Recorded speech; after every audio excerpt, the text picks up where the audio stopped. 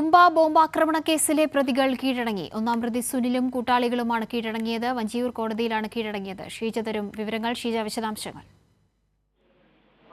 കഴിഞ്ഞ ദിവസം മെയ് മാസം 7-ാം തീയതിയായിരുന്നു തുമ്പ നെഹ്റു ജംഗ്ഷന് സമീപം 2 ബൈക്കുകളിലെത്തിയ 4-അംഗ സംഘം ഷമീർ തുമ്പ സ്വദേശിയായിട്ടുള്ള ഷമീറിന്റെ വീട്ടിൽ നാടൻ ബോംബെറിഞ്ഞത്. ഇതിൽ നിരവധി ക്രിമിനൽ കേസുകളിൽ പ്രതിയായിട്ടുള്ള തുമ്പ സ്വദേശി സുനിയുടെ നേതൃത്വത്തിലുള്ള 4-അംഗ സംഘമായിരുന്നു അന്ന് ഈ രീതിയിൽ ബോംബെറിഞ്ഞത്. ഇതിൽ ഈ ഒന്നാം പ്രതിയായിട്ടുള്ള സുനിലും കൂട്ടാളികളും തന്നെയാണ് ഇപ്പോൾ കീഴടങ്ങിയിരിക്കുന്നത്. വഞ്ചിയൂർ കോടതിയിൽ എത്തിയാണ് കീഴടങ്ങിയത്. അക്രമത്തിൽ നെഹ്റു